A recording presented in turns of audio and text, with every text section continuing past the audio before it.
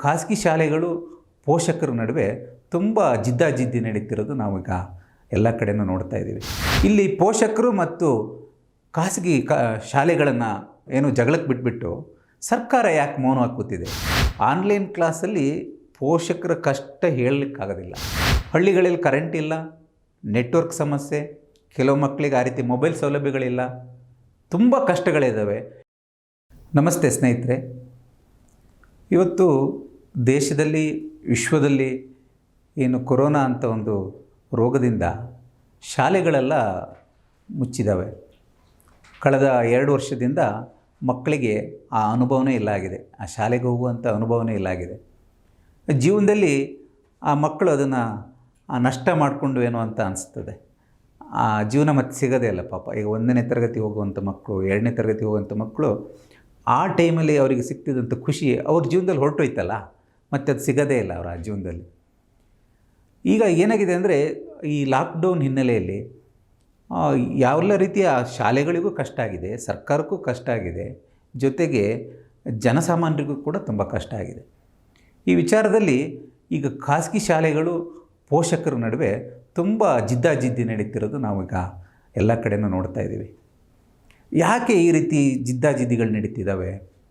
ಇಲ್ಲಿ ಪೋಷಕರು ಮತ್ತು ಖಾಸಗಿ ಶಾಲೆಗಳನ್ನು ಬಿಟ್ಬಿಟ್ಟು ಏನು ಜಗಳಕ್ಕೆ ಬಿಟ್ಬಿಟ್ಟು ಸರ್ಕಾರ ಯಾಕೆ ಮೌನವಾಗಿ ಕೂತಿದೆ?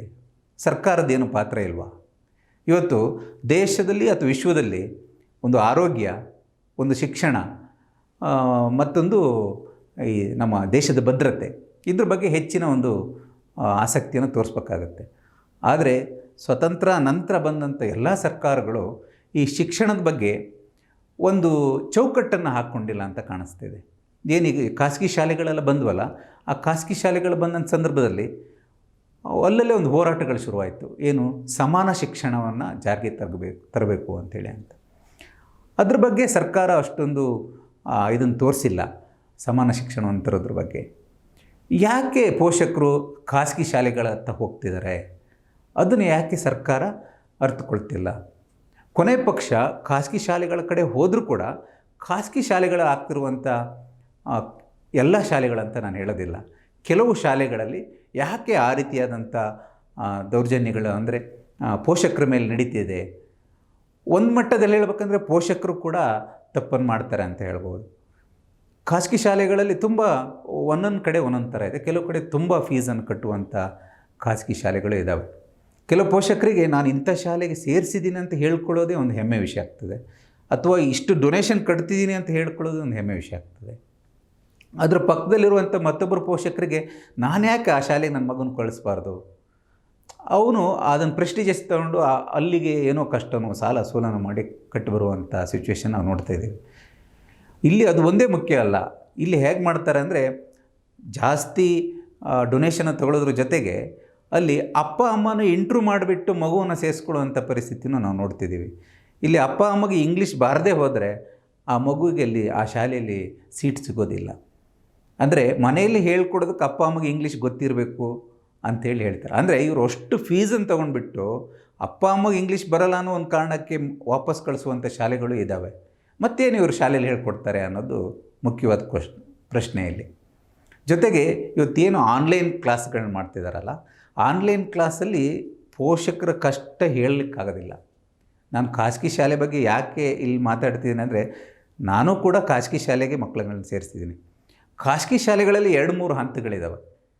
ನಾವು ಬೇರೆಯವ್ರನ್ನ ಏನು ಮಾಡ್ತಾರೋ ಅದನ್ನು ಹಿಂಬಾಲಿಸೋದಕ್ಕಿಂತ ಅಲ್ಲಿ ಯಾವ ರೀತಿ ಎಜುಕೇಷನ್ ಸಿಗ್ತಿದೆ, ಖಾಸಗಿ ಶಾಲೆಯಲ್ಲಿ ಎಷ್ಟು ಕನ್ನಡಕ್ಕೆ ಮಹತ್ವವನ್ನು ಕೊಡ್ತಿದ್ದಾರೆ ಅನ್ನೋದು ಮೊದಲು ನಾವು ಮನಗಣಬೇಕಾಗ್ತದೆ. ಇಲ್ಲಿ ಏನಾಗಿದೆ ಅಂದರೆ, ಪ್ರೈವೇಟ್ ಕಂಪ್ನಿಗಳು ಖಾಸಗಿ ಶಾಲೆಗಳು ಒಂದು ಬಣ್ಣದ ಆಟವನ್ನು ಆಡ್ತವೆ.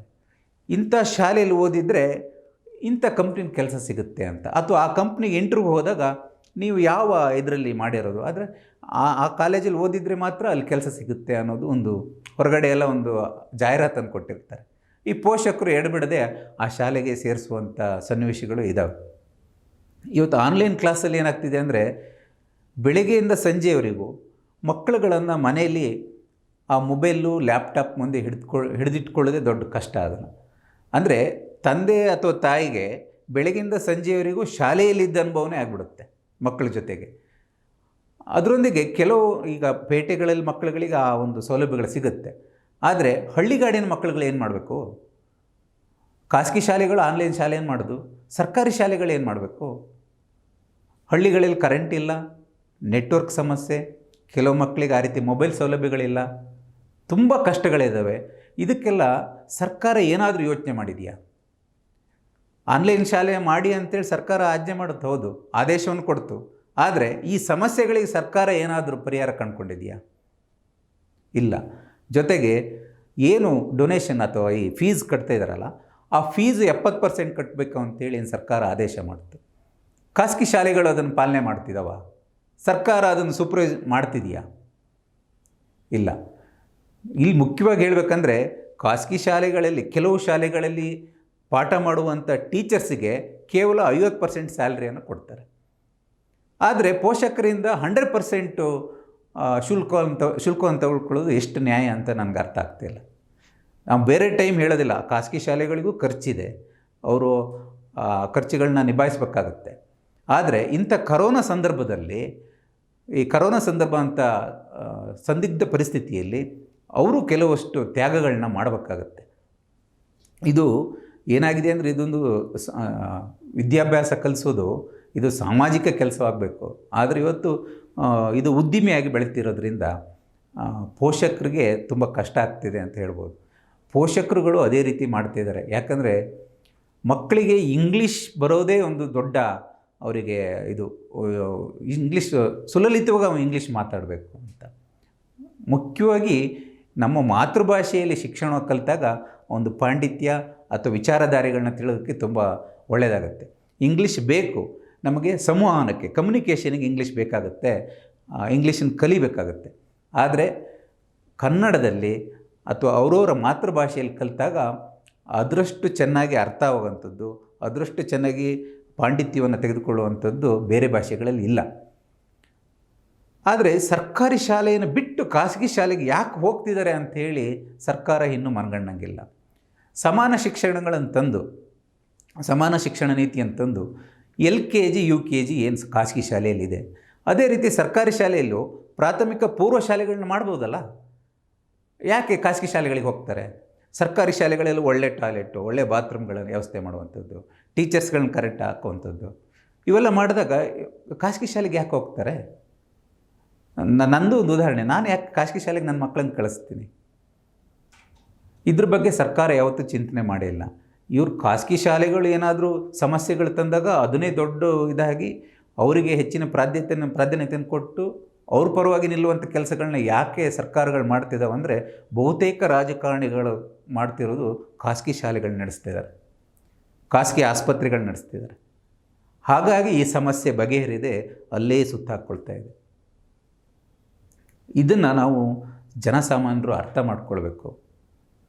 ಜೊತೆಗೆ ಸರ್ಕಾರಿ ಶಾಲೆಯಲ್ಲಿ ಕಾರ್ಯನಿರ್ವಹಿಸ್ತಿರುವಂಥ ಟೀಚರ್ಸು, ಮಾಸ್ಟರ್ಗಳೆಲ್ಲರೂ ಕೆಲವೊಂದು ಶಾಲೆಗಳಲ್ಲಿ ತುಂಬ ಕಷ್ಟಪಟ್ಟು ವಿದ್ಯಾಭ್ಯಾಸಗಳನ್ನ ಮಾಡ್ತಿದ್ದಾರೆ. ಒಳ್ಳೊಳ್ಳೆ ಹೆಸರುಗಳು ಬಂದಿದ್ದಾವೆ. ಕೆಲವು ಸರ್ಕಾರಿ ಶಾಲೆಯಲ್ಲಿ ಸೀಟ್ ಸಿಗೋದಿಲ್ಲ, ಅಷ್ಟು ಮಟ್ಟಿಗೆ ಒಳ್ಳೊಳ್ಳೆ ಕೆಲಸಗಳನ್ನ ಮಾಡ್ತಿದ್ದಾರೆ. ಆದರೆ ಸರ್ಕಾರಿ ಶಾಲೆಯಲ್ಲಿ ಇಂಥ ಈ ರೀತಿ ಮಾಡಬೇಕು, ಈ ರೀತಿ ಸಮಸ್ಯೆ ಇದೆ ಅಂಥೇಳಿ ಸರ್ಕಾರದ ಮುಂದೆ ಅಹವಾಲಿಡುವಂಥ ಕೆಲಸಗಳನ್ನ ಅಲ್ಲಿಯ ಟೀಚರ್ಸ್ಗಳು, ಮೇಷ್ಟ್ರುಗಳು ಮಾಡ್ತಾಯಿದ್ದಾರಾ? ಇಲ್ಲ, ಅದನ್ನು ಮಾಡ್ತಾಯಿಲ್ಲ. ಇಲ್ಲಿ ಸರ್ಕಾರಿ ಶಾಲೆಯಲ್ಲಿ ಟೀಚರ್ಸ್ಗಳಾಗಲಿ ಅಥವಾ ಅಲ್ಲಿ ಹೆಡ್ ಮಾಸ್ಟರ್ಗಳಾಗಲಿ ಅಥವಾ ಆ ಸಂಘದವರಾಗಲಿ ಸರ್ಕಾರದ ಮುಂದೆ ಇಡೀ ಖಾಸಗಿ ಶಾಲೆಗಳು ಹೀಗೆ ಮಾಡ್ತಿದ್ದಾವೆ, ನಾವು ಯಾಕೆ ಹೀಗೆ ಮಾಡಬಾರ್ದು? ಮಕ್ಕಳನ್ನು ಆಕರ್ಷಣೆ ಮಾಡಬೇಕಾದ್ರೆ, ಶಾಲೆಗೆ ಬರಬೇಕಾದ್ರೆ ಒಳ್ಳೆ ಸ್ಕೂಲು, ಒಳ್ಳೆ ಎಜುಕೇಷನ್ ಕೊಟ್ಟರೆ ಯಾಕೆ ಮಕ್ಕಳನ್ನು ಕಳಿಸೋದಿಲ್ಲ? ಕಳಿಸ್ತಾರೆ. ಕಳಿಸೋದಿಲ್ಲ, ಇಂಗ್ಲೀಷ್ ವ್ಯಾಯಾಮ ವಿಪರೀತ ಇದ್ದವರು ಸರ್ಕಾರಿ ಶಾಲೆಗಳಿಗೆ ಕಳಿಸೋದಿಲ್ಲ. ಎಷ್ಟೋ ಜನ ಹಳ್ಳಿಯಿಂದ ಹುಟ್ಟಿ ಹೋದವರು ಎಲ್ಲೆಲ್ಲೂ ಹೊರದೇಶದಲ್ಲಿ ಕೂಡ ಮಾಡ್ತಿದ್ದಾರೆ ಕೆಲಸಗಳನ್ನ. ಅವರೇನು ಇಂಗ್ಲೀಷ್ ಮೀಡಿಯಮಲ್ಲೇ ಓದಿಲ್ಲ. ನನ್ನ ಸಂಬಂಧಿಕರುಗಳಲ್ಲಿ ಕೂಡ, ನನ್ನ ಸ್ನೇಹಿತರುಗಳಲ್ಲೂ ಕೂಡ ಎಲ್ಲ ಹೊರಗಡೆ ವ್ಯಾಸಂಗಕ್ಕಾಗಿ ಹೊರಗಡೆನೂ ಹೋಗಿದ್ದಾರೆ, ಜೊತೆಗೆ ಉದ್ಯೋಗನ ಆರಿಸ್ಕೊಂಡು ಹೊರಗಡೆ ಹೋಗಿದ್ದಾರೆ. ಯಾರೂ ಏನು ಇಂಗ್ಲೀಷಲ್ಲಿ ಓದಿಲ್ಲ. ಇದನ್ನು ತಂದೆ ತಾಯಿಗಳು ಅರ್ಥ ಮಾಡ್ಕೊಳ್ಬೇಕಾಗತ್ತೆ. ಜೊತೆಗೆ ಖಾಸಗಿ ಶಿಕ್ಷಣ ಸಂಸ್ಥೆಗಳು ಏನು ಇವತ್ತು ಶುಲ್ಕವನ್ನು ಮಾಡ್ತಿದ್ದಾವಲ್ಲ, ಸರ್ಕಾರ ಇಲ್ಲಿ ಮಧ್ಯಪ್ರವೇಶ ಮಾಡಬೇಕು, ಇದಕ್ಕೊಂದು ಚೌಕಟ್ಟನ್ನು ಹಾಕ್ಕೊಳ್ಬೇಕು ಅನ್ನೋದು ಎಲ್ಲ ಪೋಷಕರ ಆಶೆ ಆಗಿದೆ. ಇದು ಈ ಸಂಜೆ ನ್ಯೂಸ್. ಸಬ್ಸ್ಕ್ರೈಬ್ ಮಾಡಿ, ಶೇರ್ ಮಾಡಿ, ಲೈಕ್ ಮಾಡಿ.